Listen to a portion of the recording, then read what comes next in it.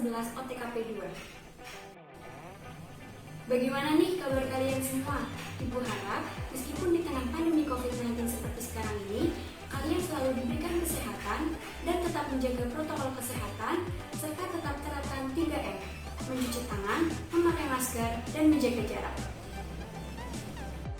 Baik anak-anak, untuk pembelajaran kita pada pagi hari ini, kita masuk ke KD 5, yaitu menerapkan pelayanan prima kepada pelanggan, serta melaksanakan pelayanan prima kepada pelanggan.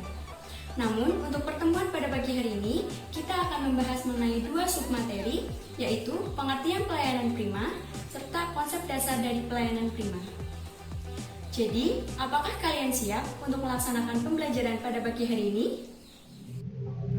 Baik anak-anak, kita langsung saja masuk ke topik pembelajaran kita pada pagi hari ini, yaitu terkait pelayanan prima. Seperti pertemuan sebelumnya, sebelum kita masuk ke pembelajaran kita, Ibu memiliki suatu kata quotes atau motivasi untuk lebih menambah semangat kalian dalam pembelajaran hari ini. Adapun quotes yang Ibu ambil yaitu dari kutipan Nelson Mandela, di mana Nelson Mandela mengatakan pendidikan adalah senjata paling mematikan di dunia, karena dengan pendidikan Anda dapat mengubah dunia. Oleh karena itu, anak-anak, Ibu harap kalian harus tetap mengutamakan dan mengupayakan pendidikan kalian, karena dengan pendidikan, kalian dapat dengan mudah meraih apa yang kalian cita-citakan.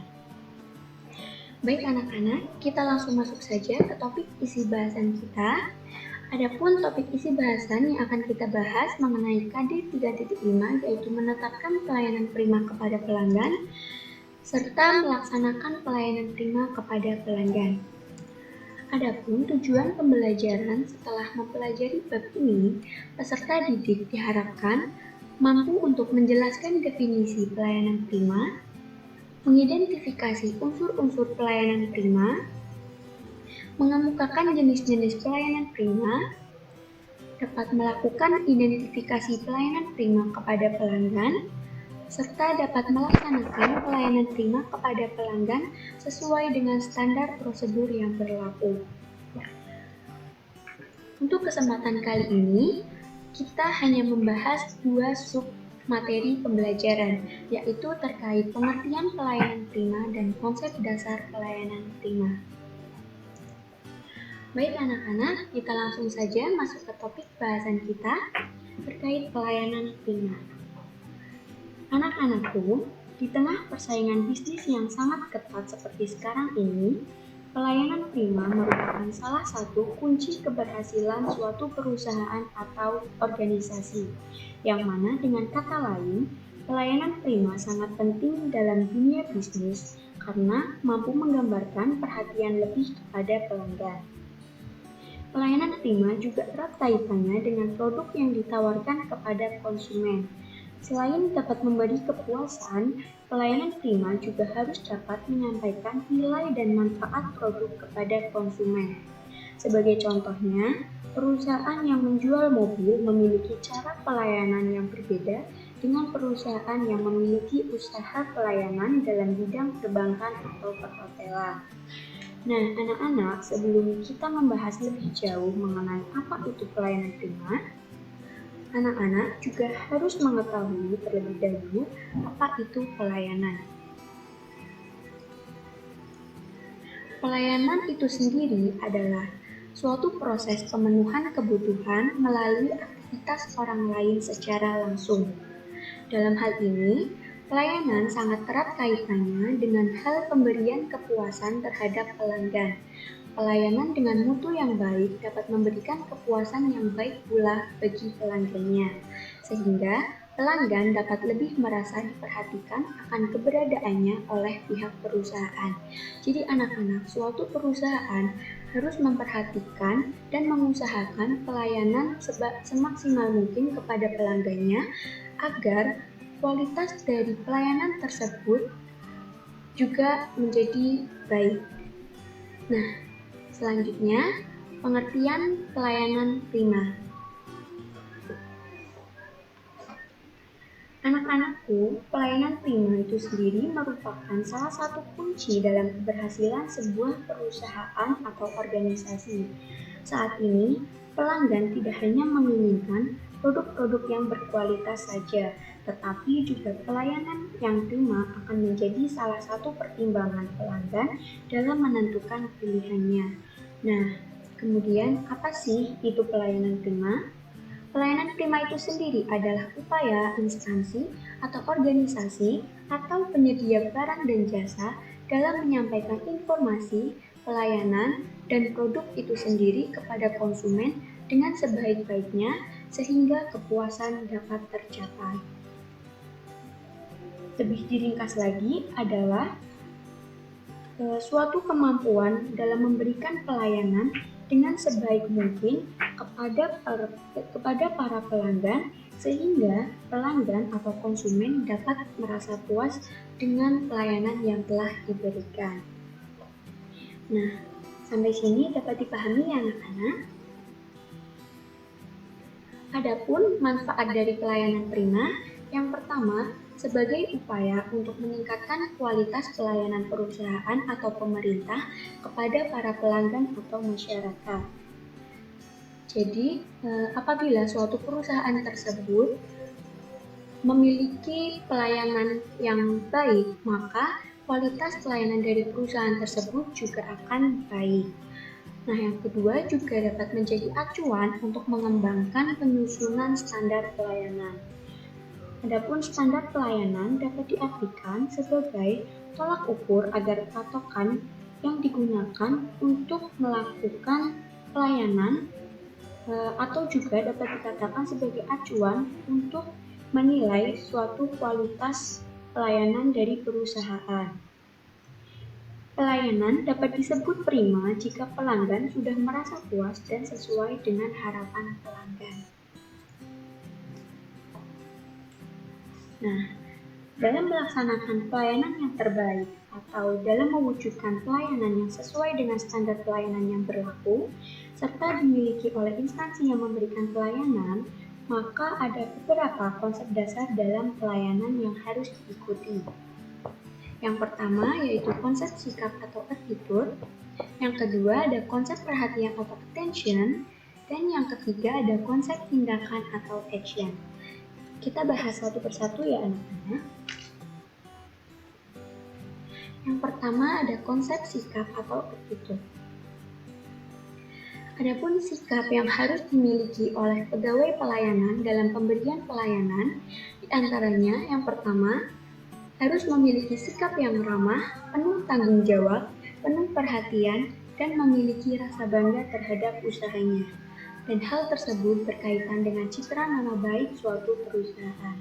Karena para pegawai yang melayani konsumen akan mencerminkan suatu citra dari perusahaan tersebut, yang mana para konsumen atau pelanggan akan memberikan kesan pertama saat berhubungan langsung dengan orang yang terlibat dalam perusahaan. Salah satunya yaitu pegawainya dalam memberikan pelayanan. Kemudian yang kedua, harus memiliki kemampuan atau keterampilan yang sesuai dengan pekerjaannya. Kemampuan di sini adalah pengetahuan dan keterampilan tertentu yang mutlak diperlukan untuk menunjang program pelayanan prima. Hal itu meliputi kemampuan dalam bidang kerja yang ditekuni, mampu melaksanakan komunikasi yang efektif, serta dapat mengembangkan motivasi dan dapat mengembangkan humas sebagai instrumen dalam membina hubungan, baik internal maupun eksternal organisasi perusahaannya. Sedangkan keterampilan yang sesuai dengan pekerjaannya di sini dimaksudkan pegawai harus berpenampilan menarik dan sopan sesuai dengan peraturan perusahaan. Kemudian, yang kedua ada konsep perhatian atau attention.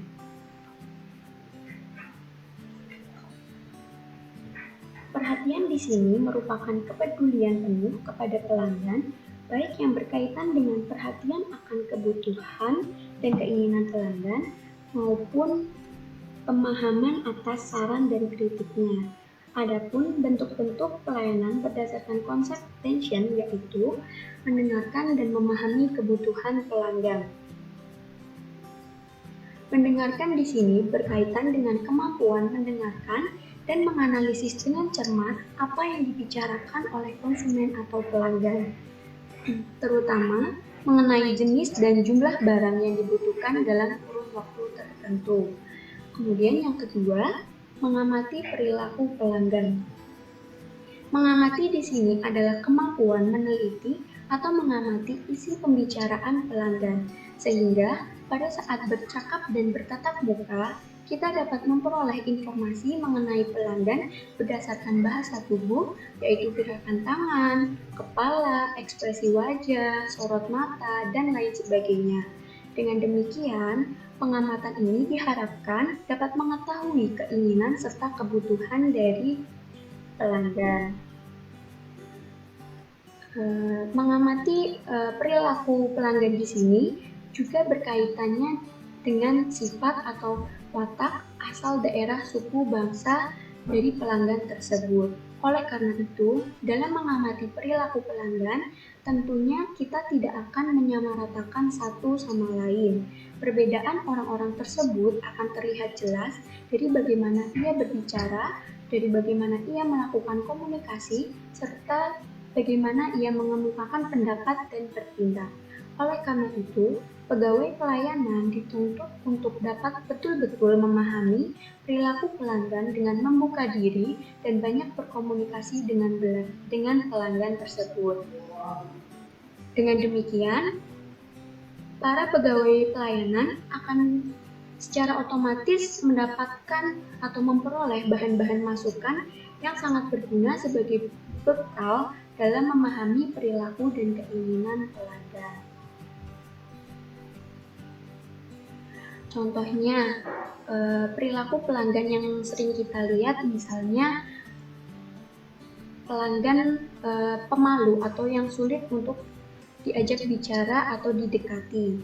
Nah, ciri-cirinya itu seperti jarang berbicara, tidak menyatakan pendapat, sedikit gugup dalam berbicara, kemudian sering berdiam diri dengan wajah tanpa ekspresi. Nah, dari ciri-ciri atau karakteristik pelanggan tersebut, sikap dari pegawai pelayanan harus dengan ramah dalam menghadapinya, kemudian harus penuh perhatian dan rasa hormat, serta dapat mengajukan pertanyaan-pertanyaan yang dapat menarik perhatian. Dapat juga dengan menciptakan suasana pembicaraan yang mengandung canda humor tetapi tetap sopan dan tetap pada aturan. Dengan begitu, pelanggan akan merasa nyaman dan merasa puas dengan pelayanan yang diberikan. Kemudian, selanjutnya dengan mencurahkan perhatian penuh kepada pelanggan.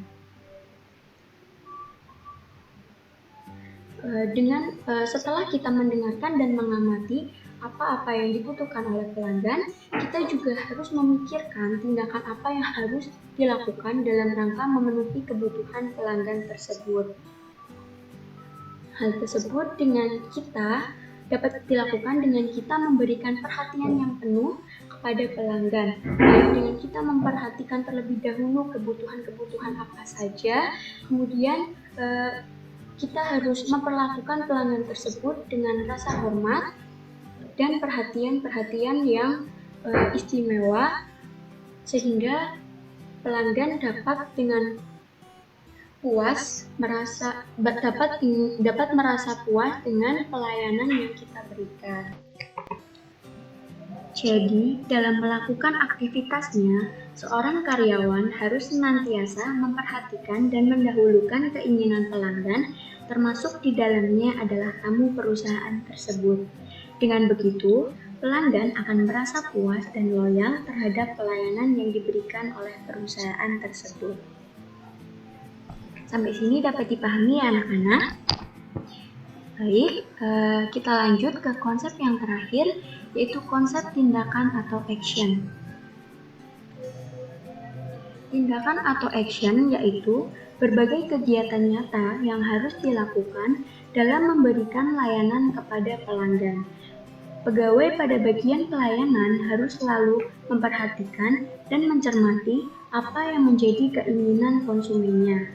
Jika pelanggan sudah menunjukkan minat untuk membeli produk, maka segera layani pelanggan tersebut dan tawarkan bantuan yang mungkin dia butuhkan supaya pelanggan merasa puas dengan pelayanan yang diberikan tersebut.